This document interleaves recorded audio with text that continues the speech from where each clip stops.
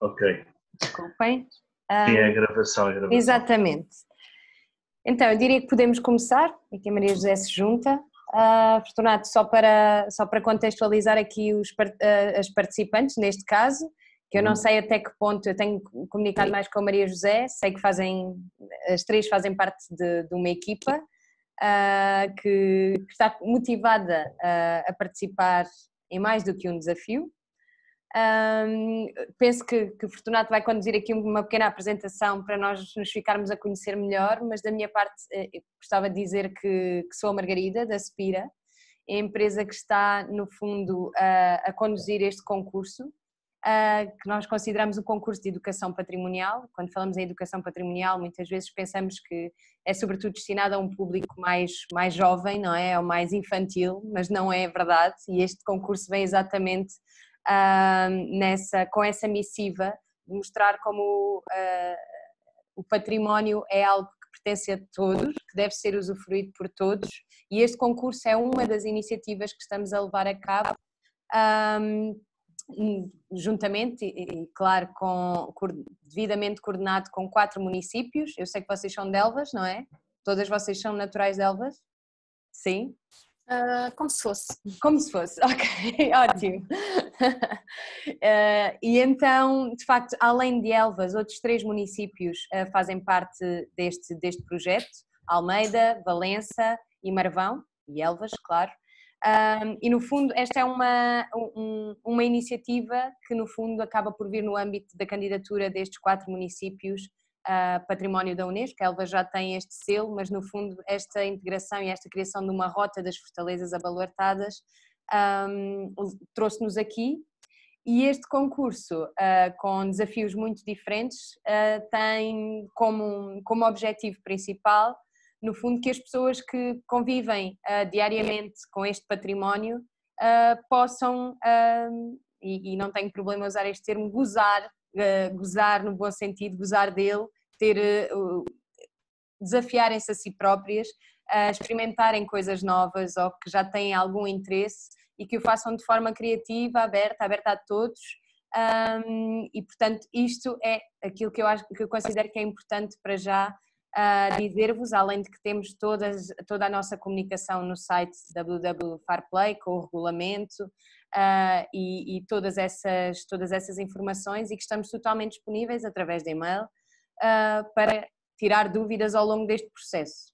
Hoje temos connosco o Fortunato da Câmara, penso que é para todos uma referência nesta área do património gastronómico, e que no fundo já colaborou connosco em anteriores projetos, e que desta vez nos pareceu óbvio que teria também que estar envolvido nesta, porque temos no fundo acreditamos nesta missão de tornar o património uma coisa, como nós costumamos dizer, uma coisa fixe, que toda a gente deve gostar e toda a gente deve usufruir. E portanto é o que nos trouxe aqui, e queria agradecer-vos a vossa presença. A Maria José já a conheci noutra masterclass, mas sejam muito bem-vindas, e passo a palavra ao Fortunato, que está aqui connosco hoje, e gostaria muito de agradecer a disponibilidade desde já. Não, nada, muito obrigado pelo convite, e dizer boa tarde também à Laura e à Susana. E pronto, e concordar em absoluto com esta relação que deve haver entre o património edificado e o património imaterial, que é aquilo que nós conhecemos todos os dias e que muitas vezes não tem importância. E queríamos dar mais porque hoje o mundo está tão globalizado, como nós sabemos, e cada vez se fala mais da identidade e dos conflitos que existem, e a comida é um dos elementos mais unificadores e mais pacificadores que o ser humano tem ao dispor. Muitas vezes as pessoas não têm noção como a comida é muito mais próxima do que aquilo que separa as pessoas por questões de outra ordem, que nada têm a ver com o fruir, o prazer de comer, e comermos o que temos à nossa volta. E as fortalezas, ao estarem distribuídas como estão pelo país, estes 4 exemplos, têm uma imensa história à volta de práticas, de gente, de produtos, e que eu acho que é muito interessante fazer esta ligação, porque forma fácil é olharmos para aquilo como uma coisa pesada, uma coisa edificada que nada tem a ver. Mas quantas vidas passaram à volta desses espaços, quantas coisas se deram à volta daqueles locais e o quanto eles foram importantes para preservar aquilo que se calhar hoje são tradições que, se não fosse a presença dessas edificações, se calhar não teria sido possível preservar.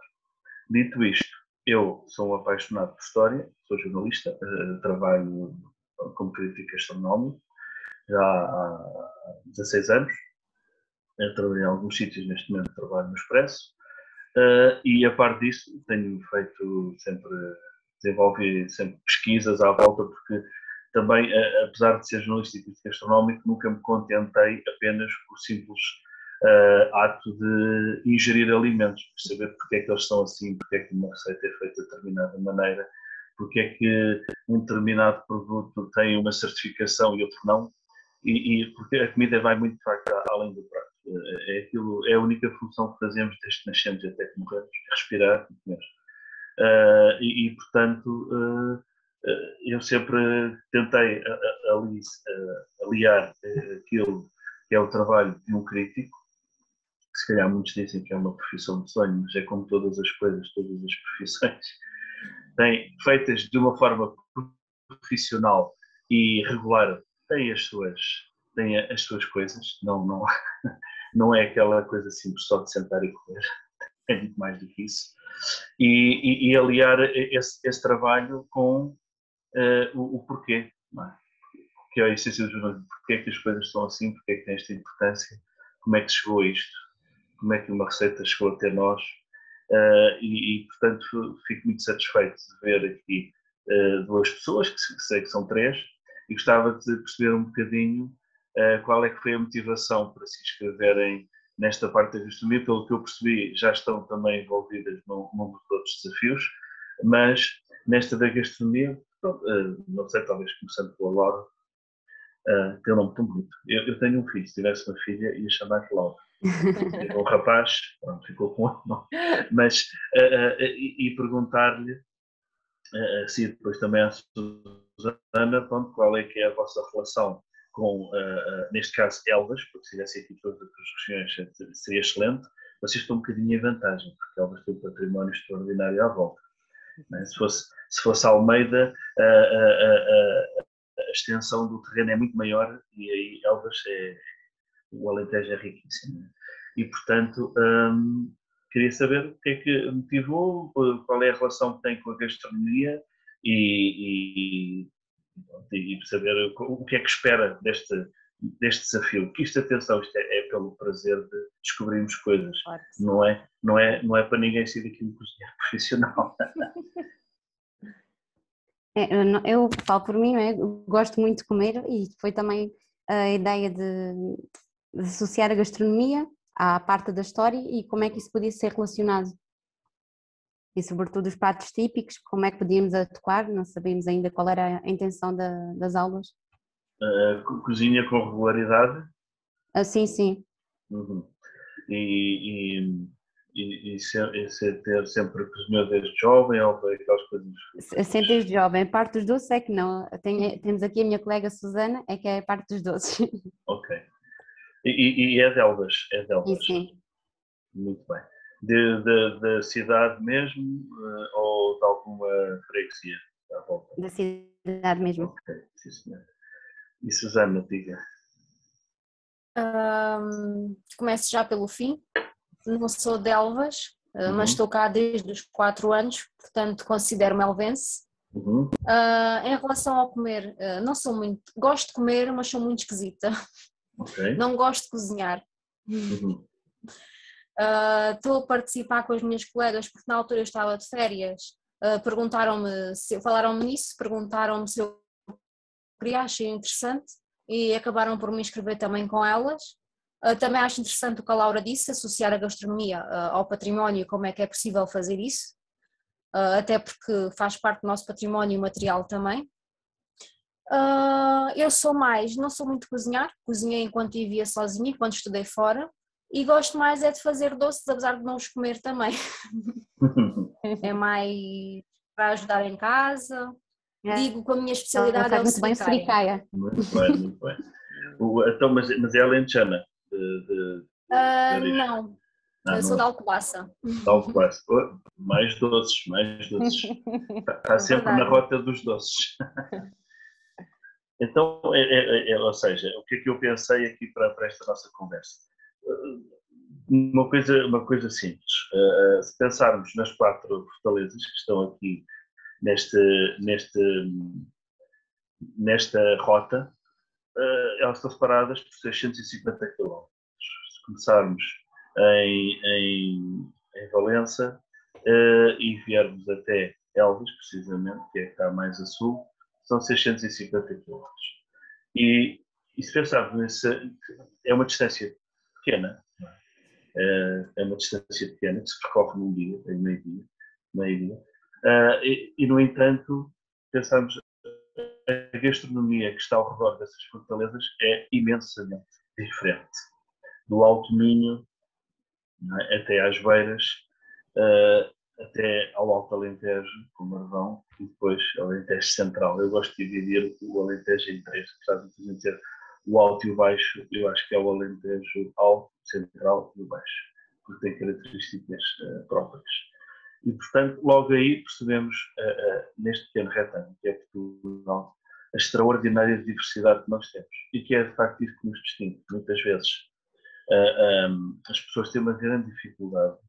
Eu já reparei nisso, até em bares que se fazem sobre gastronomia, tem uma imensa dificuldade em dizer o que é que caracteriza a cozinha portuguesa. Não é difícil dizer o que é que caracteriza, é difícil depois de compreendê-la exatamente pelo excesso de abundância. Ou seja, a cozinha portuguesa é extraordinariamente rica num espaço muito pequeno. Nós passamos de um distrito para o outro, ou de um concelho para o outro, e tudo muda. Tudo muda em termos de produtos, tudo muda em termos de receitas, de pratos, e tudo muda até em termos de técnicas.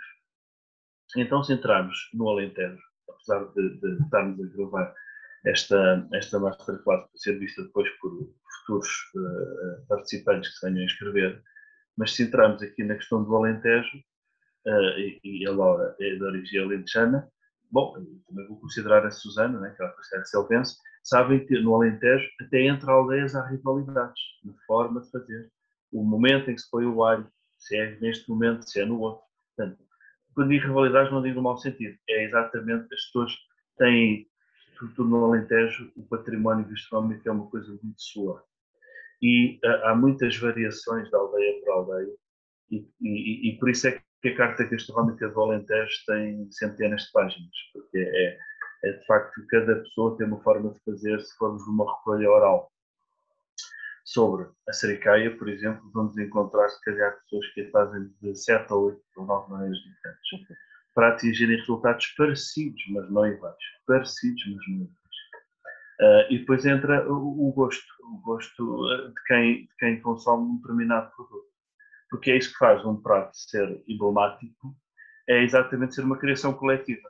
Tirando aquela receita que a gente sabe que é do chefe A, B ou C, e que a história nos diz, o chefe tal, no dia tal, no restaurante tal onde trabalhava, inventou isto. Bom, isso está mais ou menos estanque. Ou alguma coisa que ficou escrita, como por exemplo o bacalhau à Gomes de Sá, não é? Está escrito no comerciante do Porto, aí fora, está mais do que estabelecido como é que se faz, porque ele deixou aquilo escrito em papel a quem entregou.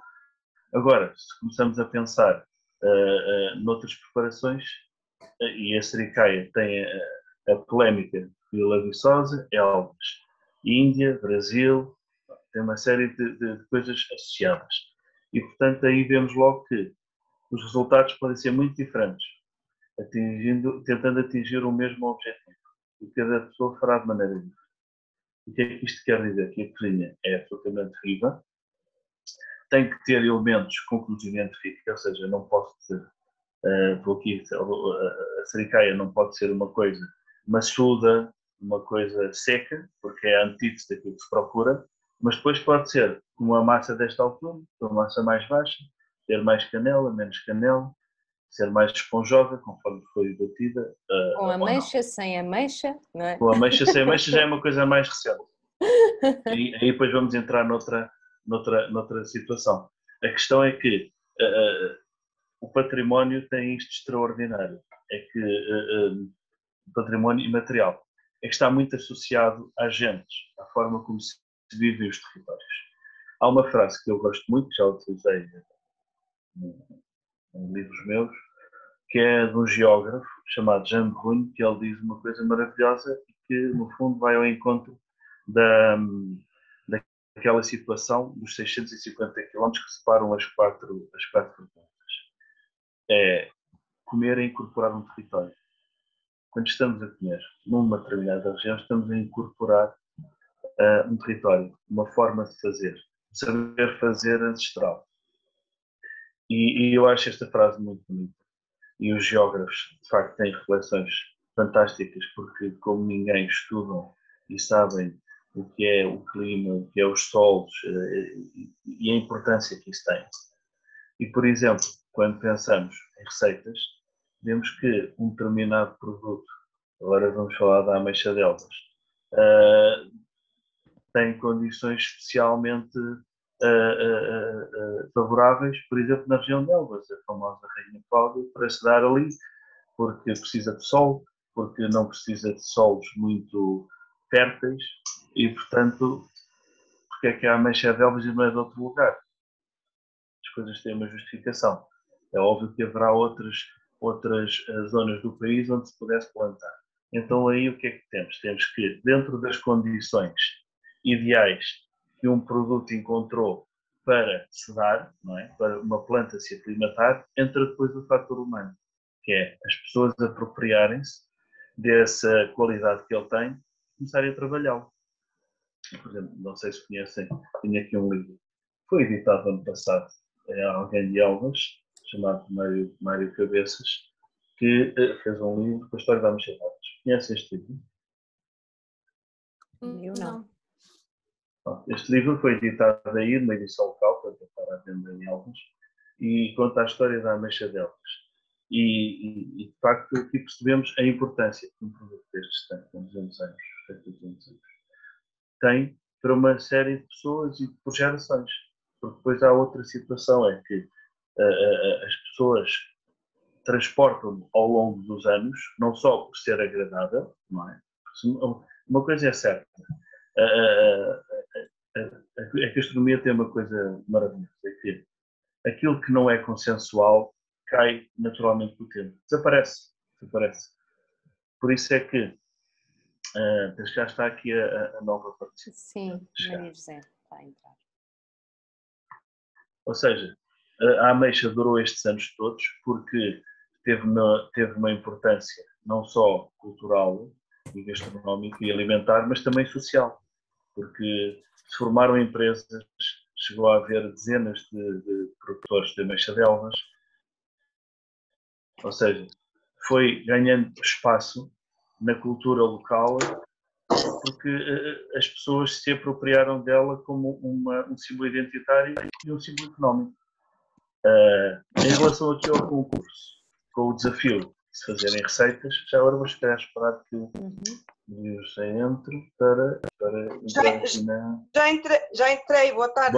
Olá, boa tarde, Maria José. Entrei, peço desculpa pelo atraso. Não há problema. Estamos a ouvi-la muito bem, nós estamos a estou em casa.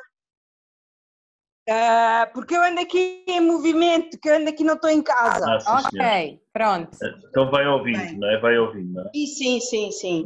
Não sei, as minhas colegas não entraram? Não. Ok. Tá bom. Pronto, eu tinha só feito uma pergunta no início, era saber um bocadinho qual é que era a motivação para se ter inscrito neste desafio da gastronomia, se cozinhava habitualmente, o que é que gostava de fazer, e se é de origem mesmo de Elvas ou se é residente em Elvas. Olha, eu resido em Elvas já há 33 anos. Já cá vinha de férias, mas residi só há 33. Não sou de cá, sou da África, Sim, muito longe. Mas já cá estou a trabalhar há 33 anos. Mas já morou em Portugal noutras zonas antes de morar em Elvas? quando vim, eu tirei a minha formação, foi em Lisboa, estava a morar em Sintra, perto de Sintra, vá, em Martins. Sim, senhor. É onde tenho os meus pais. Muito bem. E gosta de cozinhar, por exemplo? Eu gosto de cozinhar, fazer petiscos, isso, e calhou dizer assim, olha, porque não vamos, sem saber sequer para o que é que íamos, sou sincera. Uhum. É que pronto, eu tinha feito aqui uma introdução em relação à diversidade que o nosso país tem de produtos num espaço tão pequeno, não é? Que é extraordinário, que de um conceito para o outro, de um chip para o outro, tudo muda, e falar da importância que os produtos ganham nas regiões onde estão, ou seja, tornam-se marcas de identidade, coisas que passam de geração para geração. Há um conceito que não está ainda muito explorado e que muitas vezes é aquilo que faz nós termos repulsa por coisas que nunca comemos, que é os sabores adquiridos. Ou seja, nós não só de mencionar às vezes alguns pratos criamos imediatamente uma rejeição. Mas depois vemos que esse mesmo prato ou alimento é consumido de uma forma alegre e metida por outras pessoas. Isso chama-se os sabores adquiridos, ou seja, nós temos uma matriz de gosto, que é fruto do sítio onde vivemos, fruto de influências religiosas, e influências religiosas não quer dizer que nós sejamos crentes num determinado credo, mas estivemos numa zona onde há rituais religiosos associados a alimentos. Isso vai influenciar também aquilo com que temos contacto e depois também o clima, ou seja, há uma série de fatores que nos influenciam a construir a nossa identidade gastronómica. Certamente que, por exemplo, agora pegando aqui no exemplo da Maria José, o que come hoje não era aquilo que comia há 33 anos. Com essa vivência em Elvas, certamente há coisas que gosta imenso da gastronomia local, presumo eu. Exatamente. Aqui o desafio que está proposto é exatamente olhar um bocadinho.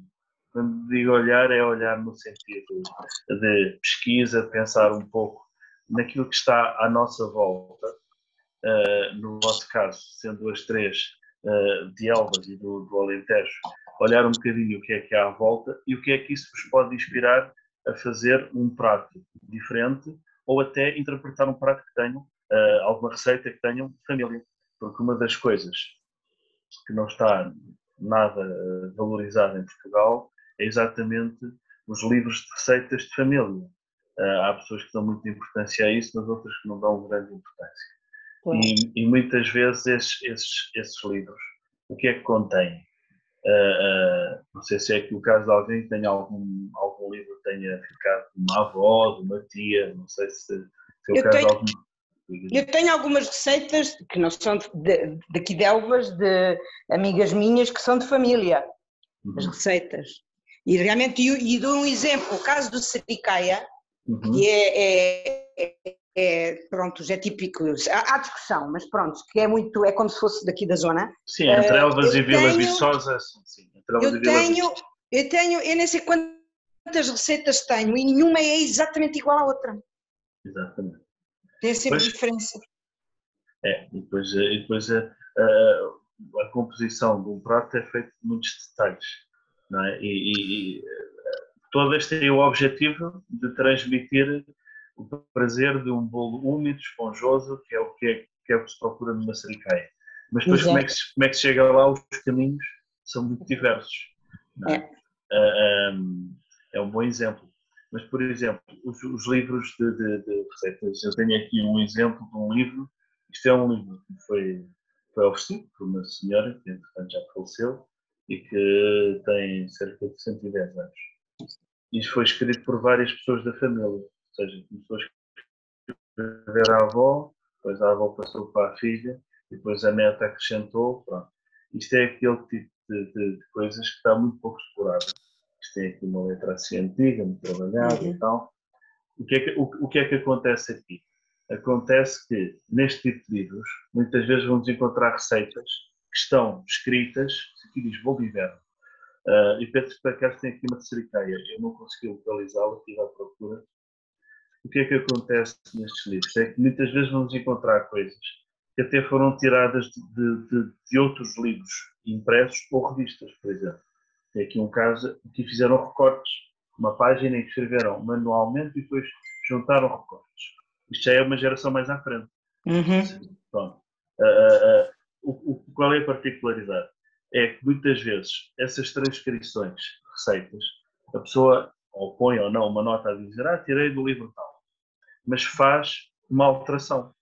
E nós sabemos que quando estamos a fazer uma receita, isso é quase quem é que segue a receita à risca do princípio ao fim. A pessoa às vezes tem sempre aquela tentação de dar ali um jeitinho. Ou é no ingrediente, ou falta um ingrediente e faz na mesma sem aquele ingrediente, ou então tem os ingredientes todos e diz assim, se calhar não está bem. Ou seja, entra muito a sensibilidade do momento, que é isso que nunca consegue escrever numa receita.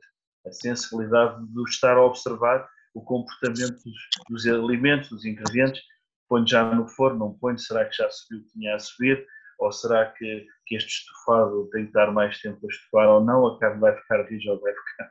É uma série de variantes, que a gente pode lá pôr X minutos, não sei o que, tal, mas depois a pessoa põe esses minutos para um tipo de ingrediente a que tem acesso. E a outra vai repetir com outros ingredientes e o resultado não vai ser exatamente igual.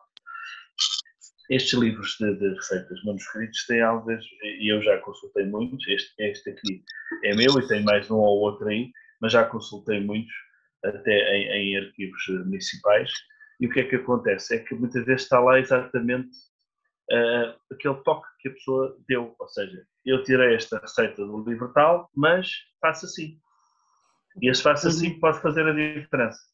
Ou seja, isto para dizer, o desafio que se lança aqui não é uma coisa estanque de pegar numa receita e fazê-la. Se existe essa inspiração, agora onde encontrar o caminho, até dia 15 de setembro, quando tiverem que enviar, se existir essa inspiração, sim senhora, fizemos este prato inspirado na receita A, B ou C. Agora, se não existir essa inspiração, pode-se lá chegar na mesma. Ou se não se tiver um livro de receitas, porque como é óbvio, pois certamente toda a gente terá em casa o famoso cozinha tradicional portuguesa da Maria Modesta. Aqui há uns anos era prenda de casamento obrigatória. Exato. À parte das questões de género, não é? Porque hoje, homens e mulheres, toda a gente, o que aliás faz muito bem, mas era uma prenda que normalmente as senhoras davam, ou às filhas, ou assim. E no cozinha tradicional portuguesa é uma boa base para se perceber, porque está muito bem documentado, Maria Modesta fez um trabalho extraordinário a fazer esta recolha, e tem as regiões e tem tudo isso. Cá tem também uma receita de sericaia, que eu marquei aqui, que está exatamente como sericá, que é a designação que a maior parte das pessoas gostam, os mais puristas, em vez de sericaia, não é? Sericá. Portanto, este é uma boa base. Uma boa base se, ok, vamos pegar numa receita e vamos fazê-la ou vamos reinterpretá-la com base na matriz. Vamos partir do princípio que esta é a matriz. Por exemplo, aquilo que eu estava a dizer ao início, um país com 10 milhões de habitantes, com uma linha de costa que é igual à linha de fronteira. Se formos a ver, Portugal, não é? Em termos de costa, é um L assim, e em termos de fronteira, é um L invertido. Tem exatamente, são dois L's que encaixam. O norte com a Galiza e desce pela Extremadura espanhola, por aí fora, e o sul, o norte, aliás, a costa portuguesa com a costa do Algarve. Portanto, tem tanto de costa como linha de fronteira, tem 10 milhões de habitantes, é relativamente pequeno, e consegue ter como representante da cozinha tradicional 800 receitas. Isto parece uma coisa simples, mas não é. Se forem ver os livros de cozinha tradicional de França, de Espanha, de Itália, são deste tamanho ou menores. E estamos a falar de países com 36 milhões de habitantes, com 3 ou 4 vezes maior, ou seja, isto para vos dar uma ideia da riqueza de facto que existe. E portanto... Mas isso, sem dúvida o nosso Portugal é rico em tudo, pequenino, mas muito rico. E a nível de receitas, nós estamos aqui ao lado de Espanha e eles vêm cá comer e os espanhóis adoram a nossa comida. É verdade, Mas sim, eles senhora. têm, é desenxabida, um bocadinho desenxabida. Não, ou seja, aí entramos sempre com os sabores adquiridos. Por exemplo, Exatamente. e tem a ver com a história. Os espanhóis são os enormes consumidores de chocolate e Portugal não. E, no entanto, somos países vizinhos e tivemos, em termos históricos, acesso ao chocolate no mesmo século, né? Século XVI, quando se descobriu as Américas e o México. E porque é que eles comem imenso chocolate e nós não comemos? Lá está. Aí entra a identidade entre os seus. Porque é que eles adoram pimentão, floral e tal, e nós, em termos gerais, no Alentejo, já sabemos que utiliza bastante o pimentão floral. Mas não é uma generalização, que é do fumeiro, da charcutaria, não é uma generalização da cozinha portuguesa. E no caso de Espanha é um símbolo identitário. Eles até têm a certificação para o pimentão fumado La Vera. A denominação de origem protegida. Isto vai dar exatamente que o desafio aqui é pensarem um bocadinho nos produtos que há à vossa volta. Eu vou dar aqui uns exemplos, não vos vou deixar sem, vou aqui compartilhar a tela. Há aqui um site chamado, janela. Eu espero que as minhas colegas tenham a hipótese de tomar nota, porque eu não tenho hipótese hoje Eu penso que isto está a ficar gravado. Está a ficar gravado também, se tiver que ver. Mas se elas, sim, porque nós combinámos amanhã reunir-nos, então se elas tomassem nota era mais fácil. Amanhã trocam as cábulas. Eu tenho as cábulas do outro dia. Exato. Mas elas também já sei que já assistiram à aula. Exato. Ou seja, aqui o que é que acontece? É que há este portal, que é o tradicional da Direção-Geral de Agricultura e Desenvolvimento Rural, que tem uma série de coisas, tem aqui categorias, zonas geográficas, podem ir ao Alentejo, ver aqui a quantidade de coisas que há. Portanto, isto para terem uma noção do que é que existe, por exemplo, no território Alentejo, e, portanto, à volta de Elvas, e inspirado nesse património que é o Forte da Graça, e tem coisas, umas certificadas, quando vier esta indicação DOP é a denominação de origem protegida, quando virem IGP é indicação geográfica protegida. A diferença de um e do outro é na questão do uso do nome, ou seja, a denominação de origem, indicação geográfica, denominação de origem quer dizer que é o território que influencia em absoluto aquela zona, ou seja, a Ameixa de Elvas só pode ser na região de Elvas. O caso da indicação geográfica quer dizer que não é só o produto que é influenciado pelo território, é a própria prestígio ao longo dos anos conquistado pela sua origem, aqui o Rei de Montemor o Novo. Depois tem aqui uma série de coisas, bolos, azeitonas de conserva, também a atenção que isto são 6 páginas, como podem ver. Tem aqui uma série de coisas, muita charcutaria, que é um dos fortes da região do Alentejo, não é? Uma série de chouriços. Tem as carnes, isto são carnes cruas, não é? Portanto, a carne da charneca, a carne do touro bravo do Ribatejo. Este episódio do Ribatejo, por acaso, não devia estar aqui, mas pronto, é assim que o site está organizado.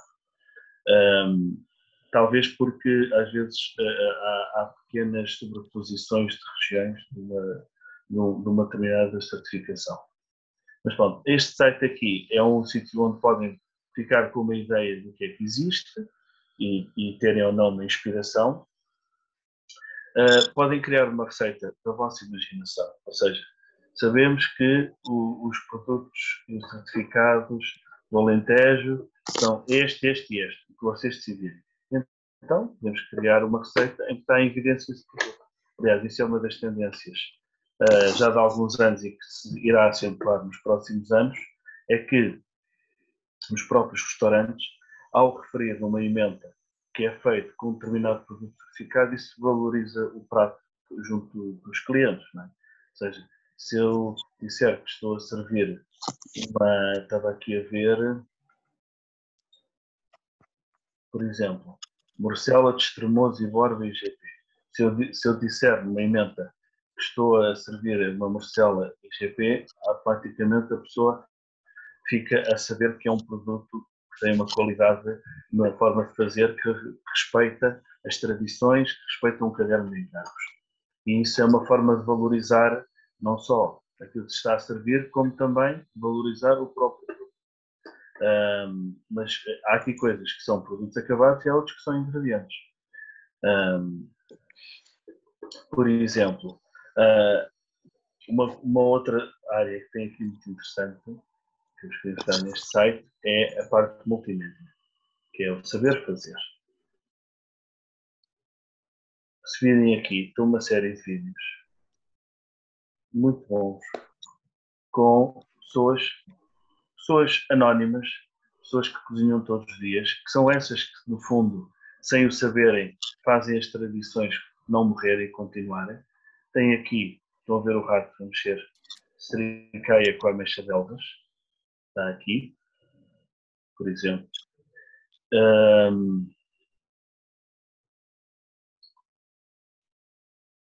Penso que dessa região de Elvas especificamente é esse que está. Depois há aqui outras coisas que podem ter a ver com o Alentejo, mas este aqui é especificamente de Elvas, a Sericaia. Há um outro site, agora vou fazer aqui, que tem como se faz a ameixa de Elvas. Não sei se alguma das participantes já viu a ser feita a ameixa de Elvas. Quer dizer, A ameixa de Elvas leva muitas voltas. Nós temos aqui uma fábrica agora que até é museu. Ele explica e aos turistas e tudo. Exatamente. Depois vende, claro. Claro, sim, mas os museus têm sempre isso mesmo. Por exemplo, há um museu de outro género, tem sempre vídeos postais, as t-shirts e tal, é uma forma de criar receitas. Não, isto é mesmo fábrica, eles é que abrem. Sim. Por exemplo... Fazem de forma tradicional ainda, não sei se conhece. Conheço, sim, senhor. Aqui no centro. Aqui, por exemplo, tem este site que é o memoriamedia.net, tem uma série de património cultural e material, depois diz cozinha e alimentação. Se carregarmos aqui na cozinha e alimentação, tem aqui sabores de Elvas, ameixa de Elvas, sericaia e bolinhos de São Sebastião. Isto tem vídeos muito completos. O da ameixa de Elvas é bastante bom. É exatamente dessas voltas todas que a Maria José estava a dizer. Vários dias, panelas de cobre, fervuras breves, depois deixar repousar, depois voltar, exatamente para a ameixa confitar, não é? Porque a palavra confitar hoje é utilizada quando se, normalmente, coxas de pato confitadas e por aí fora, utiliza-se essa expressão, quando se imerge um determinado produto em gordura. As coxas de pato confitada são as coxas de pato cobertas da própria gordura do pato.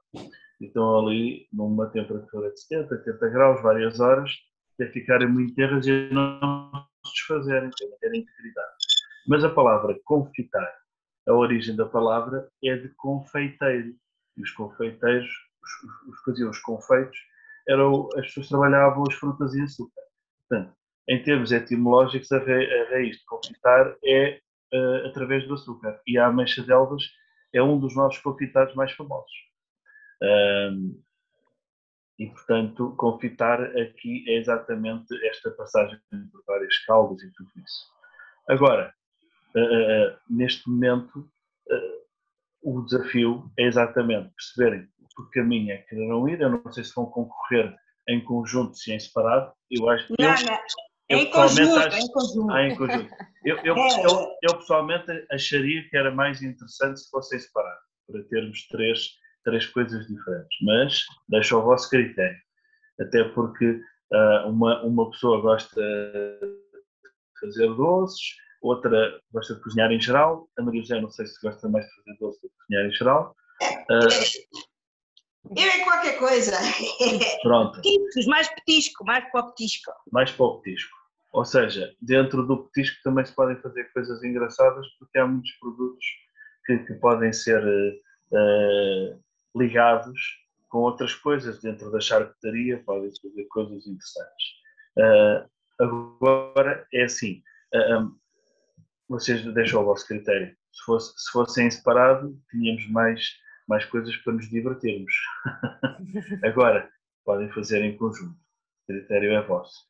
Isto para dizer que pode ser uma coisa doce, pode não ter a ver, temos estado aqui a falar das ameixas, da sericaia, mas isto são pistas, porque pode ser uma coisa até, lá está, que seja uma receita quase caseira. Porque há outra coisa muito importante, é que a cozinha alentejana foi daquelas que se calhar se tornou mais, como é que eu ia dizer, consensual nos últimos anos em Portugal, ou seja, aquela coisa dos vários petiscos de entrada, depois as migas com as carnes de porco fritas ou na banha com as massas de pimentão, ou seja, a cozinha alentejana talvez seja a cozinha com a identificação mais forte que nós temos e aquela que consegue, entre aspas, gerar mais restaurantes temáticos, porque há muitos restaurantes de cozinha alentejana fora do Alentejo,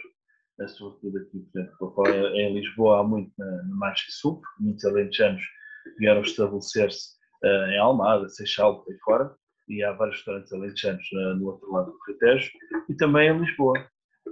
E depois vai havendo um ou outro mais para o norte, no Porto e no Algarve também. Mas a cozinha alentejana, muitas vezes, e como é óbvio, quem monta um restaurante pensa sempre em ter os pratos que vão ter mais saída, não é? Porque o restaurante é um negócio e, portanto, não vai fazer coisas que depois não se vendam, ou pelo menos pode testar, mas depois não vai ter saída, ou seja, é pouco provável que se vá a um restaurante alentejano e encontrar lavurdo, que é umas papas de sangue de Porto Alegre, ou coisas desse género, mas encontram-se então coisas que sejam mais consensuais.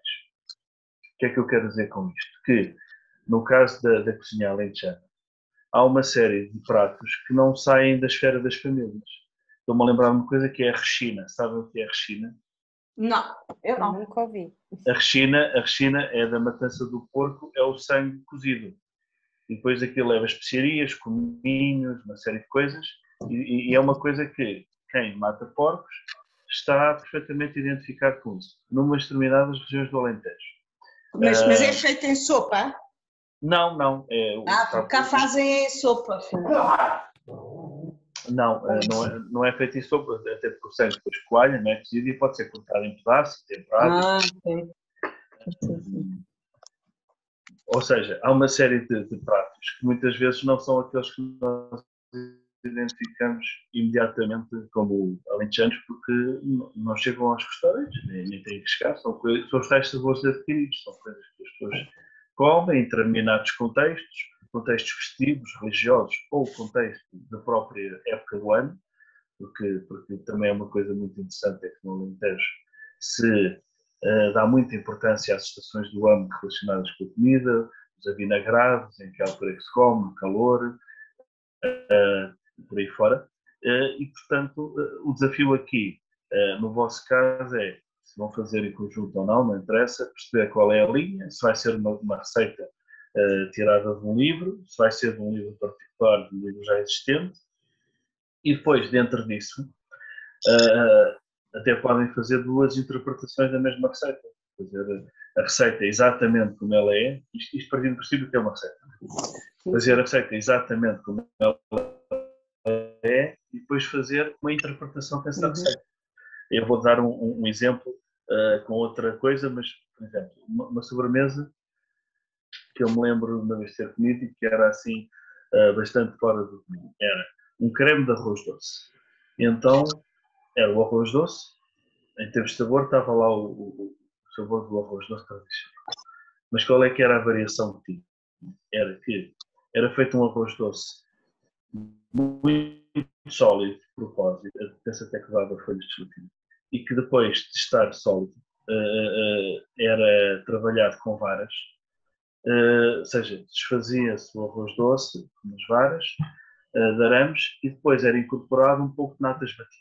E aquilo automaticamente ganhava uma leveza, parecia uma mousse. E estava lá o sabor todo do arroz doce. E depois, em vez de ter a tradicional canela, tinha biscoitos de canela completamente desfeitos em pó, não é? E era montado assim numa forma para ficar assim bonito, volumoso, tinha assim uma espécie, não é uma bola, mas um iglu, estão a ver um iglu muito fofo que era o arroz doce, salpicado com canela, com biscoitos de canela triturados. O que queria dizer que estava lá o sabor de canela, mas não estava tão intenso. E estava lá o sabor do arroz doce, mas de uma forma leve, que as natas faziam aquilo. Isto é um exemplo muito simples para dar uma ideia de como se pode interpretar uma receita com base numa tradicional que nós conhecemos. Não sei, agora queria que fizesse algumas perguntas. Só para recordar. Isso já combinaram alguma coisa entre vocês, não é? Uma vez que vão fazer juntos. É assim. Nós temos estado um bocado desfasadas por causa das férias. São bem assim desfasadas. Mas quando nos inscrevemos, a Susana não estava. E falei com a. Eu e a Laura falámos e disseram: se tivermos que inventar. E depois eu tinha-lhe dito que aqui há tempos. Porquê? Porque em todas as regiões nós vemos que há bolos pequeninos e que são tradição e que as pessoas vão lá e já sabem, querem aquele bolo. Por exemplo, em Sintra, que é as queijadas, ou os travesseiros. Sim. Exatamente. E agora já inventaram outros que também já lá há, a vender junto com os travesseiros. E aqui em Elvas, vamos ver, as pessoas não conseguem levar nada.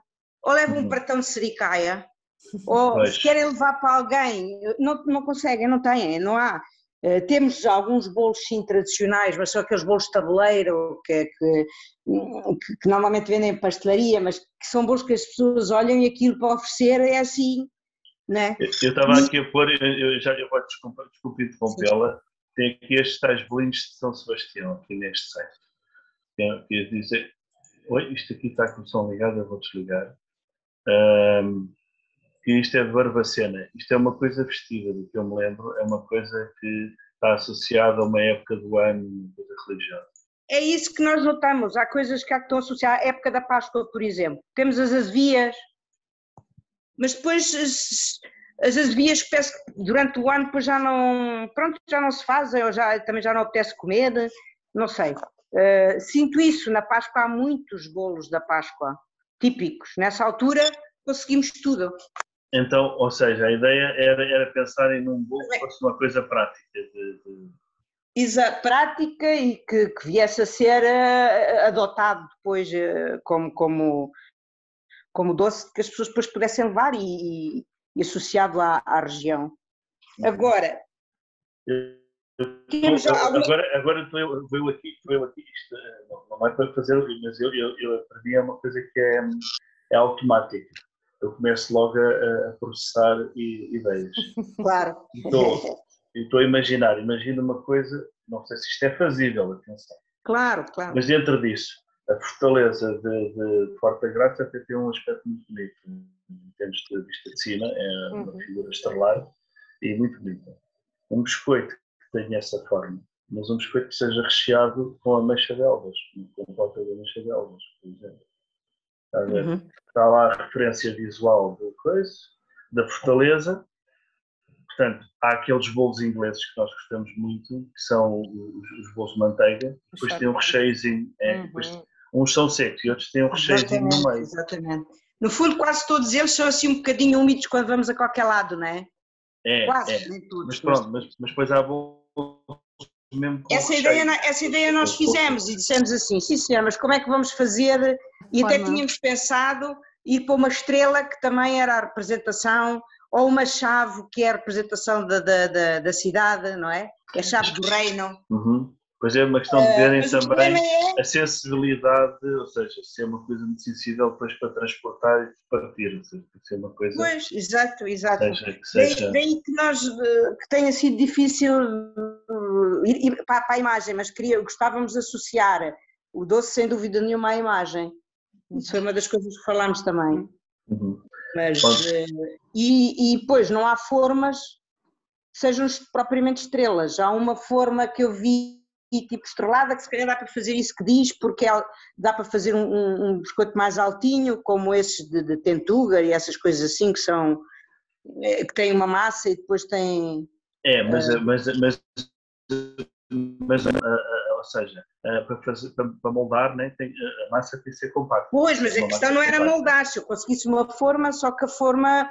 Quer dizer, a forma para fazer a experiência, há formas e formas de estrela naquelas lojas de acessórios de cozinha, há a forma de estrela, pode não ser a forma da estrela forte, mas isso depois... É uma experiência, exatamente. Vamos supor que sai daqui uma startup exatamente. com ameixa de Elvas e depois criam a vossa própria forma. Exatamente. Aliás, Elvas até tinha uma tradição de latoeiros também, penso eu. A ideia que sim.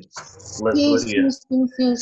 Sim, tanto que fazia-se também para o azeite e tudo, era tudo guardado. Era. Agora, pronto, ou seja, é uma ideia como outra, que é cruzar um produto eminentemente local, pronto, e dar-lhe uma nova função. Porque a ameixa, de facto, e há bocado estávamos a falar disso, penso que ainda não tinha chegado a Maria José, é uma coisa dos anos 50, 60, ou seja, é uma coisa que apareceu associada à sericaia há 70 anos. E é daquelas coisas que está associado ao início da pousada de Elvas, porque as redes de pousadas eram uma montra do que eram as regiões. O bacalhau dourado, não é? Foi criado foi estreado quando a pousada foi inaugurada, que era uma variação do bacalhau à Brás, mas com as suas especificidades, a batata palha ainda mais fina do que a palha normal, quase cabelo de anjo e por aí fora, e com algumas diferenças em relação ao bacalhau à Brás, mas a ameixa foi associada nessa altura. Porquê? Porque era um entendimento que havia e que faz todo o sentido. E vamos tirar daqui o facto de, nessa altura, ser o Estado Novo. Pronto. Eram formas de encarar as coisas, mas que fazem sentido. Vamos encarar as questões políticas que não são para aqui chamadas. Claro. A questão é que havia, de facto, uma grande exaltação dos símbolos, com outros objetivos políticos, lá está, que não vamos agora aqui trazê-los. Havia um grande interesse em exaltar os símbolos e os regionalismos, mas se formos a ver, hoje isto continua a fazer sentido. Continua a fazer sentido porque isso é que faz com que as coisas existam. Por exemplo, conhecem um cocktail chamado Kir Royal? Assim não estou a ver. O Kir Royal, hoje, ou o Kir, aliás, não é o Kir Royal. O Kir Royal é com champanhe. O Kir, que é um cocktail, basicamente é vinho branco com um licor de framboesas ou de groselhas. É francês, é um cocktail francês. É um vinho branco com um licor doce dentro. Isso nasceu de uma coisa simples. É que a região onde ele nasceu, que é numa determinada região de França, o vinho era um vinho muito ácido e não tinha grande qualidade para ser bebível. E esse licor já existia na região também. E então, o que é que alguém se pensou? Um senhor que era cônego, que era o cônego Félix Kir, e então, quando recebia lá as pessoas que visitavam, portanto estamos a falar século XIX ou XVIII, não quero estar aqui agora em precisões, mas já há bastantes anos, e portanto, ele quando recebia as pessoas queria mostrar as coisas da terra, não? Mas o vinho branco não era de facto uma coisa muito emblemática. Então ele lembrava-se de servir um aperitivo de entrada, esse vinho que era muito ácido e não muito atraente, com umas gotinhas do licor lá, que transformava completamente o vinho. O licor era doce, frutos vermelhos, equilibrava ali com a acidez do vinho e tal. E então passaram a chamar aquela vida o Kir, chamava-se Félix Kir. Ou seja, foi uma forma de, a partir daí, tornou-se uma coisa famosa e hoje, se forem uma carta de um bar qualquer, tenha aqueles cocktails mais ou menos emblemáticos, o Bloody Mary, o Tom Collins e por aí fora, há de lançar o Kir também. Portanto, surgiu de uma necessidade, não é? De melhorar um produto. uma necessidade de fazer o que um produto que era emblemático não era extraordinário. Ou seja, o que é que acontece aqui com a ameixa de Elvas?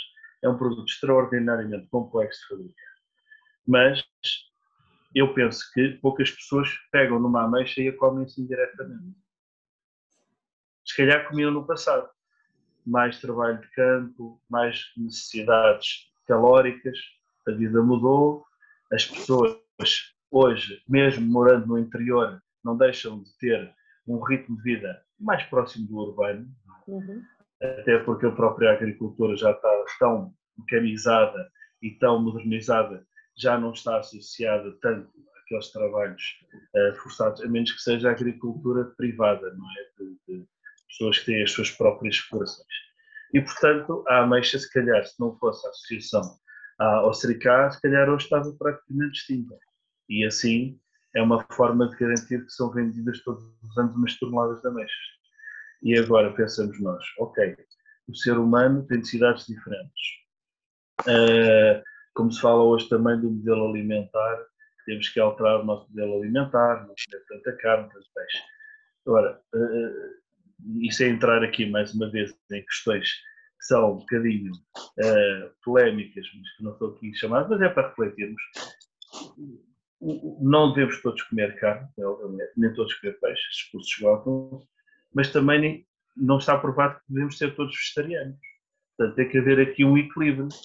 E esse equilíbrio passa exatamente por, quando falamos de património, a ameixa de Elvas tem razão de existir, apesar da gente não pegar num frasco e comer 4 ou 5, mas tem razão de existir porque valoriza um outro produto e a pessoa, quer dizer, é quase inevitável quando vem a fatia da Sericá com ou sem ameixa. Eu acho que toda a gente vê lá a ameixazinha, até porque a canela sendo uma especiaria, não é doce. A canela está muito presente na parte de cima da fatia da Sericá. Se for só assim, eu já comi fatias de Sericá sem ameixa, que não houve, e com a ameixa há ali um contraste mais interessante. A canela está lá, tem o lado aromático, mas não fica com aquele lado amargo. E, portanto, acho que é uma ideia simples, que funcionou, penso que surgiu na pousada de Elvas, e que aí está. E se não fosse isso, hoje a ameixa de Elvas não era denominação de origem protegida, podem ter a certeza. Não era mesmo. Porque ela foi-se mantendo, apesar de haver menos pessoas a fazerem-na, lá está, porque as pessoas consomem menos doces, mas não é por nós termos que, de certa forma, mudar os nossos hábitos que vamos acabar com a nossa memória. Isso é que não. Claro. Senão, por esse sentido, também já ninguém precisa de uma fortaleza para nada. Vai-se deixar abandonar? Não. Está lá, é memória, é património, é história. Portanto, é nesse sentido que a preservação de certos produtos e ingredientes associados a receitas, sejam elas completamente novas, ou sejam baseadas em receitas já existentes, é extremamente importante. Portanto, vamos ver se vai surgir aí o famoso bolo viajante. Vamos tentar. E agora com a ideia da ameixa vai ser melhor ainda. Eu dei a ameixa porque eu já comi, uma vez também comi uma sericaia com gelado de ameixa delas. Era uma forma diferente. Ou seja, temos ali um produto que, sendo um produto, pode funcionar como um ingrediente. É óbvio que ele, como produto certificado que é, só pode ser vendido assim. Isso faz parte das regras da certificação. Mas depois, a partir do momento em que o compramos, podemos incorporá-lo da forma que quisermos. Exato. Sem o desrespeitarmos. Se uma pessoa fizer uma coisa dessas com um recheio de ameixa, quem diz uma bolacha diz outra coisa.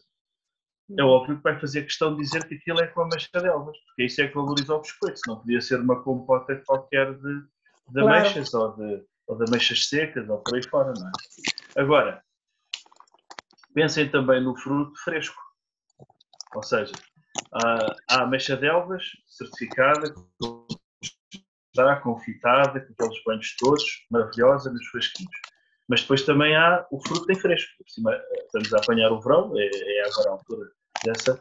Pode-se ter também, isto é só pistas, não vos quero baralhar. Pode ter também um prato em que está o fruto na sua forma como nós o conhecemos, mas também pode estar a gênese dele, umas tirazinhas da ameixa da Rainha Cláudia, né? Ao natural.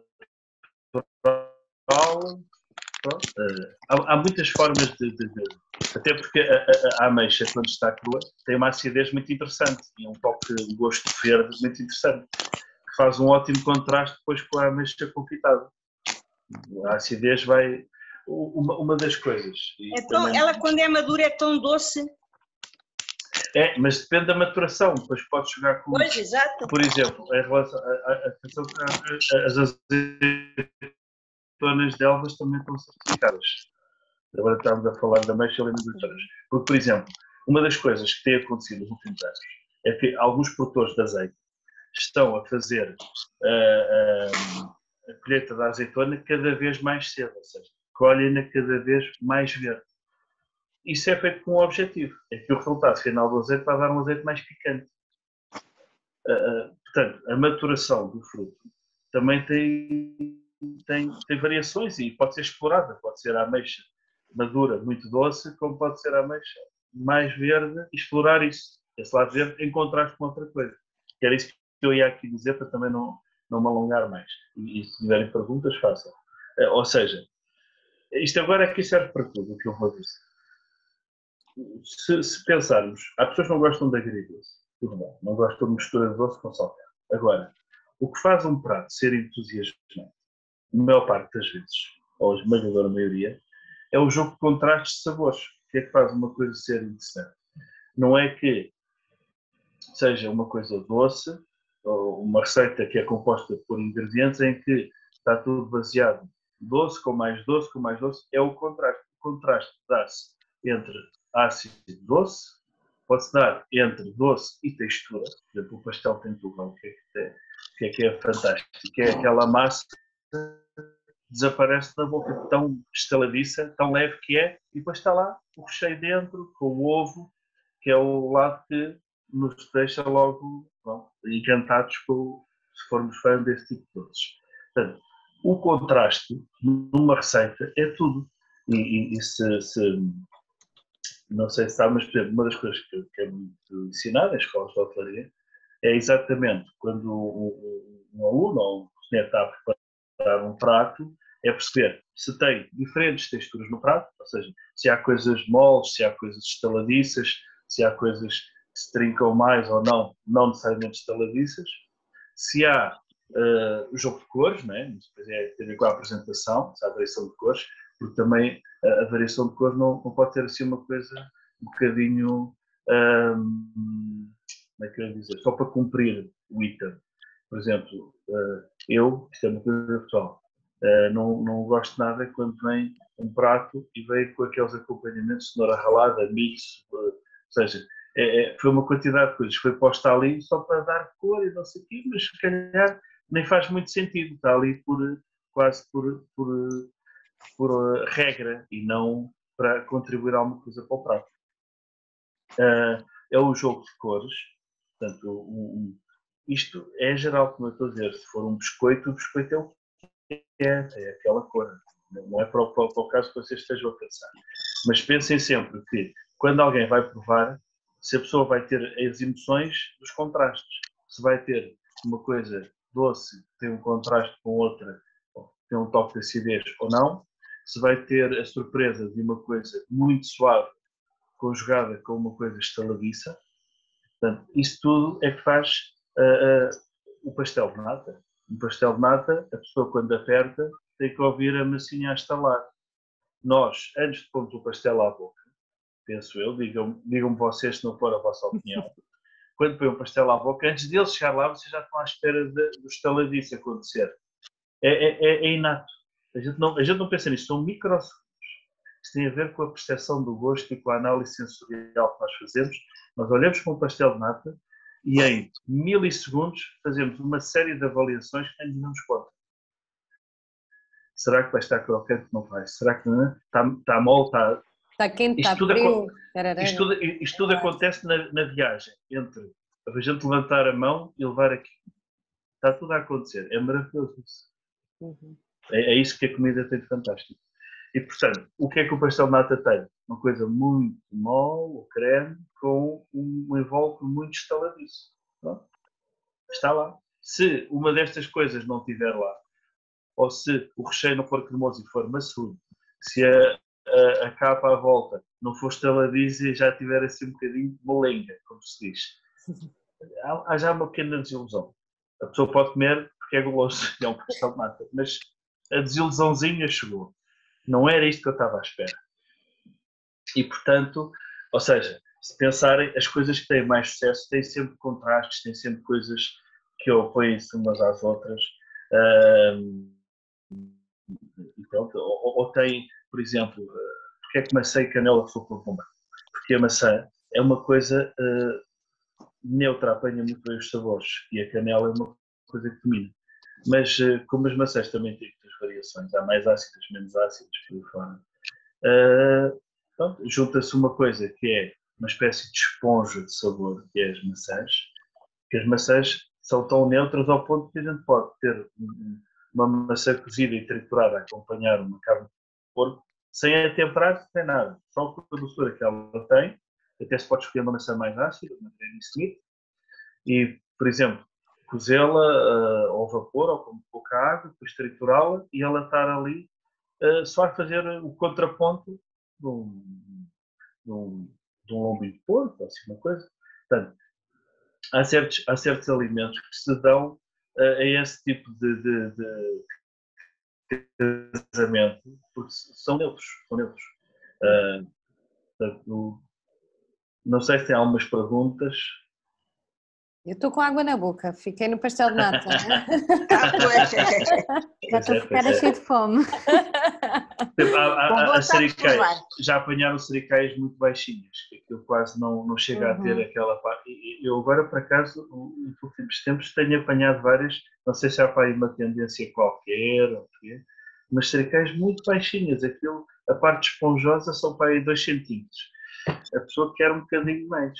Mentalmente está à espera que aquilo seja uma coisa mais... e pronto, é assim que está feita. Ou seja, os contrastes são tudo. Numa receita, seja de que região for, as especiarias funcionam como isso, para puxar contrastes. Uma coisa que tem um determinado sabor, depois uma especiaria vai potenciar completamente para o outro lado. Fortunata, arriscar-me a dizer que raramente, quando se cria uma receita nova, raramente se chega ao ponto à primeira, não é? Sim. Portanto... Tem cerca de um mês. Se calhar tem que fazer aí várias experiências até chegar não sei qual é a ideia que tem, né? Lá está, se for pegar uma receita já existente, se calhar é sistematizá-la, fazê-la várias vezes, perceber se vai sempre da mesma maneira e tal. Se for para construir uma coisa, tem que ser vários testes, muitas vezes, para não dar um trabalho enorme. Se basearem numa receita base para fazer uma determinada massa, pronto, podem fazê-la e dividi-la logo em 3 ou 4 partes e trabalhar cada uma das partes de uma forma diferente, perceber como é que ela se comporta, não estarem a fazer 4 vezes a mesma receita. Ou então, duplicar os ingredientes, exatamente com a intenção depois de repartir em 2 ou 3 porções e poderem trabalhar de formas diferentes. Muito bem. Não sei se alguém tem perguntas. Não? Maria José? A Susana, entretanto, saiu. Ela está com problemas na internet. Ok. Pois. A Susana é especialista do sericaia. É. É? Então a dela fica bastante alta, fofinha, é? O dela fica bom, fica bom. É. Muito bem. Por exemplo, a sericaia tem a ver com a forma como se deita no prato, também faz diferença. Sim, isso eu já aprendi. É às colheradas, mas há de ver aquele vídeo naquele site. Aquele vídeo está bem, está interessante. Depois o prato de barro, há uns que dizem que tem que ser vidrado o barro ou não ser, porque a condição de calor é diferente. Portanto, isto depois é as tais nuances. Mas ia dizer interromper. Maria José, interromper, desculpa lá. estava a dizer que a Susana era especialista de sericaia. E eu vi com muita atenção o que disse e se calhar é tentar ver, para já não me preocupar, se calhar arranjar uma forma meio estrelada, mas não me preocupar com a forma, porque não temos tempo para isso, não é? Sim. Mas pronto, mas tentar arranjar uma forma estrelada, que isso por acaso já tínhamos comentado, eu e a Laura. Eu acho que hoje até se for à internet, à Amazon, isso é uma série de acessórios. Não há muitas assim, olha que estrelas não há assim com a facilidade que há outras formas quaisquer. Ou seja, eu estou a pensar o tamanho pequeno. Sim, eu também estou a pensar o tamanho pequeno, mas não há. Há aquelas coisas que são corta-massas, por exemplo, que se utiliza aos scones, que é uma coisa circular, é assim circular, sim. E depois a parte de baixo é canelada à volta, que é para fazer aquele desenho do scone rendeado. Dentro desses corta-massas há estrela, quase certeza, né, em casas, a César Castro. A César Castro tem em Lisboa uma loja, é São do Porto, tem uma loja em Lisboa. Eu não sei quais são as casas de referência aí no Alentejo para essas coisas. Mas pronto. Se for aqui em Espanha. Sim, ou no Corte Inglês, ou no Corte Inglês, em Espanha. Nós ficamos aqui em Espanha. Mas há agora uma questão. Falou em instaladiço e costuma haver uma espécie de, não é bolo aqui, não é bolo, chamadas telhas, que são feitas de amêndoa, é muito instaladiço. Sim, telhas de amêndoa. Como é que isso se faz? Isso normalmente é uma massa. Podíamos também fazer uma telha e depois pôr um creme, não sei, mas telha não, porque a ideia era fazer um creme assim mais, mais... A telha fica crocante. Fica pois, crocante. A telha fica crocante, exatamente. E normalmente aquilo é uma massa assim mais pró-líquida, uma massa específica, em que depois mete-se num silicone, vai ao forno, que eles chamam silpate. Então põe-se ao silicone em cima do papel vegetal, mas pronto, põe-se o papel vegetal no fundo do forno. Então deita-se um pouco daquela massa, espalha-se e ela fica assim uma espécie de como se fosse uma folhinha de massa em cima do vegetal. E aquilo fica um determinado tempo no forno, normalmente é muito poucos minutos, a uma temperatura específica. Agora é uma questão depois de procurar receitas de telhas. E assim que sai do forno, como ainda está mole, sai, tira-se com uma espátula e normalmente põe-se em cima ou de uma coisa circular para moldar. Ela arrefece em cima um tubo, de uma coisa específica. Ou não, às vezes pode ser até de uma garrafa. Pode ser de uma garrafa lisa, se não tiver rótulo nada, a pessoa tira aquele, põe em cima da garrafa e quando arrefece depois sai, como se fosse um molde. Com essa forma. Também eu com uma moça mais velha que eu, claro, bem mais velha, e que tem essas tradições e às vezes já tenho ajudado e aprendido na Páscoa, que ela faz questão de fazer sempre, para oferecer as prendas dela da Páscoa, e nas cajadas que eles têm, na altura da Páscoa, aquilo é feito só com água e farinha e fica uma coisa tão fininha. Mas é uns losangos. Não, é redondo, é como tipo de queijada mesmo. É como tipo de queijada. Só que ela envolve aquilo em água, envolve depois em farinha e depois volta a pôr água mais uma vez e envolve em farinha, fica uma coisa muito fininha, só que no fundo para criar a capa. E depois isso é moldado e é posto num recheio dentro. Não é moldado, a forma é forrada assim, não é? Sim. A forma dessas pequeninas, as antigas formas normais, redondas. Sim, redondas. E depois é feito então o creme e é posto lá dentro. Pronto, depois deve ser aquela massa fininha, um bocadinho mais queijadas de Sintra, que é uma massa muito fininha também. Deve ser dentro desse estilo. Pois. Ou seja, temos que fazer várias experiências a ver o que é que dá. Olha, eu achei a ideia do tal bolo ou biscoito interessante. Uma coisa que eu lhe posso só dizer, até só a título de opinião, é que o modelo de queijadas já está um bocadinho por todo lado. Ou seja, todos os sítios têm queijadas, ou de feijão, ou pastéis. Chamam de pastéis, mas depois o formato é o formato de pastel Sim. de queijado. Uhum. Ou seja, ou é pastéis de feijão, ou é pastéis disto, daquilo, daquilo, pronto. Já está. É óbvio que se podia fazer, ele pode fazer um pastel com o recheio ou de mexadelas ou outra coisa. Mas, como é que eu ia dizer? Se for, agora estamos aqui a falar, não sei se você vê, depois é mesmo levar a coisa de uma forma mais profissional, que até era muito giro. Se este concurso desse origem a isso, já era uma coisa Era incrível. fantástica. Agora, Estamos a torcer. a questão é que, se for uma coisa que seja diferente, tem mais possibilidade de chamar a atenção, porque já há muitas por todo lado. Aqui na Zona Oeste, A ideia era Torres Vedras, Bom Barral, não sei o quê. A ideia era fazer a estrela, não é? Do género da estrela. Só que essas formas que existem são altinhas. Pois, são como eram as formas, altas como as das queijadas. Pois, mas mais pequeninas, talvez. Mas...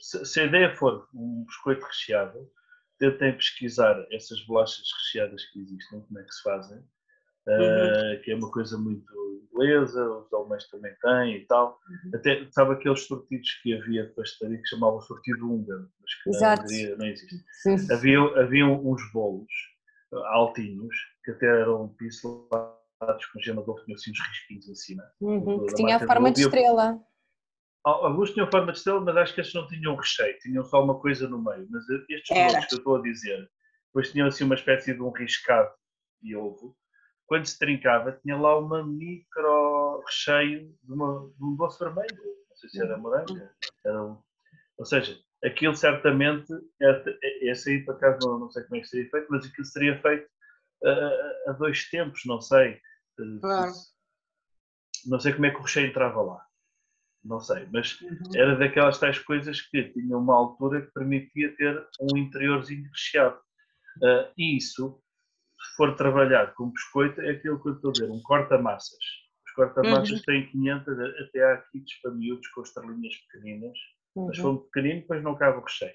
Até há aqueles kits de plasticina para crianças, no fundo é só uma coisa que possa cortar a massa naquele formato. Tanto pode ser metal, como pode ser plástico. Claro. É uma questão de ver, com 5 pontas, com 6 pontas, depois depende do formato da estrela. Porque nós, no fundo, também temos aqui uma guarita, e agora descobri outra ali, acho que no Forte de Santa Luzia também existe outra. Uma guarita estrela, a base é uma estrela também, com muitas pontas.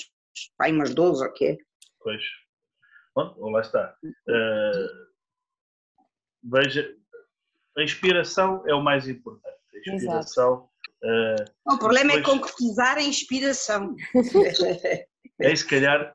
Depende da hora para agora, tem que definir qual é que é o rumo, se é mesmo um biscoito ou não, e de que forma é que depois vão incorporar. Vejam ali aquela lista de produtos daquele site, se há alguma coisa que vos chama a atenção, até para outro tipo de abordagem. Não, a ideia de ter o sabor da ameixa dentro, eu acho que é uma boa ideia. Bom, depois já se sabe que agora já estou a falar à frente, porque isso era uma coisa muito concretizável, mas era uma questão de ver os custos, né? A ameixa é uma coisa cara, que é muito trabalhosa. Sim, mas também nós temos aqui ali como é que se chama o APP-ACDM, que é dos deficientes. Sim. E eu realmente na Natal gosto sempre de levar ameixas para oferecer. E compro logo um boião porque torna-se muito mais barato. Sem dar aquele efeitozinho, prefiro oferecer muito do que estar a oferecer bonito. Não, e às vezes compra-se o envoque. Eu já vi ameixas de opa em baldes de 5 kg para a restauração, para o canal Orex. Claro, exatamente. Ou seja, é a ameixa certificada. Eu não mostrei aqui uma coisa. Diga. Eu por acaso queria mostrar aqui um sítio. Estava a dizer, se fosse um biscoito, uma coisa pequenina, também não se consegue pôr lá muita ameixa, portanto ficar aquele sabor ali quando, não é? Exatamente, é uma questão de ver só se é o suficiente para o biscoito cozer e aquilo não sair de lá de dentro e quando se trinca sentir-se o sabor da ameixa. Exatamente. Exato. Há aqui site. Laurinha, o que dizes? O que ouço, nem sei se estás aí. Fome. Com vontade de provar. há aqui uma olha, eu vou aqui outra vez compartilhar a tela. Só muito rapidamente. Agora não sei porque já está. E para terminar, para não vos empatar mais. Pronto, esta nas categorias está aqui por tipos de produtos, por famílias de produtos. Uhum. Pronto. Também, e havia aqui um local onde estavam, escapou, onde estavam os produtores da ameixa de Elvas certificados, os que fazem DOC, ou seja, que respeitam aquele caderno de encargos. Eu ia mostrar aqui, por exemplo, este site da União Europeia é o portal Ambrósia. Estão a ver, não estão? Uhum. Sim. Pronto. Este portal, exatamente, tem aqui, quando escrevem Ambrósia, escreverem Ambrósia no Google, aparece. Depois mudam aqui o idioma para português e tem aqui o que é as certificações, a denominação de origem e indicação geográfica. E, por exemplo, se aqui no nome escrever Elvas, vai aparecer as coisas que estão associadas a Elvas, que é azeitonas de conserva de Elvas e Campo Maior, que é já aqui para o lado, é um DOC, quando é PDO é DOC, portanto, denominação de origem protegida. Depois o presunto de Campo Maior e Elvas, a paleta de Campo Maior e Elvas, portanto, aqui é um charcutaria, e a ameixa de Elvas. Se entrarem aqui, por exemplo, em cima da ameixa de Elvas, no I, carrego no I, rápido. Carrego aqui no I, neste I. Uhum. E então o que é que ele tem aqui? Tem uma série de documentos em português que é exatamente o caderno de especificações. Diz exatamente como é que a ameixa é feita. Pronto. E se tiverem curiosidade, não é? Se pegarem na ameixa como ingrediente, pronto, ela já está feita. Aqui é o que deu origem à certificação, portanto, o anúncio público europeu da criação de certificação, neste caso foi em 96, portanto, desde 96 que a ameixa está certificada. Quando há alguma alteração que se tenha que fazer ao método de fabrico, tem que se comunicar à União Europeia. Vou-vos dar um exemplo, os ovos moles de Aveiro tiveram a certificação IGP, mas depois tiveram que fazer um novo pedido, porque eles quiseram certificar, como fazendo parte do processo, o uso de ovos pasteurizados, que era para permitir que os ovos moles pudessem ser exportados, senão não conseguiam ser enviados para o Brasil e estarem 15 dias num porão de um barco ou qualquer coisa, portanto, até serem transportados. E então tiveram que fazer esse pedido de alteração para incluir ovos pasteurizados, e aí tem que ser comunicado. Se vier a este portal, o Ambrósia tem aqui as certificações todas, produtos. Eu pus Elvas porque está no nome de identificação, mas como é óbvio, os produtos do Alentejo são imensos. Se a charcutaria são para aí 40. Portanto, são imensos. Portanto, como está aqui estas azeitonas que eu dizia. Pronto, a minha ideia é que as azeitonas também eram. Mas é sempre Elvas e Campo Maior. Só a ameixa que é mesmo delas. Já percebemos é que esta equipa é mais doces, não é? É mais doces, mais doces. Pronto. Mais gulosas. A Susana esteve ali um bocadinho ausente, disseram que faz uma sericaia muito boa. Foi só elogios à sericaia. Agora, pronto, não sei se tem alguma pergunta a fazer, porque eu, entretanto, fui dizendo aqui mais umas coisas, depois as colegas têm que ouvir a gravação. Aquilo que também. Muito não bem. Estou a ouvi-la, tenho que ligar o microfone. Vou rever a parte que perdi. Ok. E ficamos a aguardar, muito expectantes por esses biscoitos ou outra possibilidade. Espero que tenha sido útil. Muito.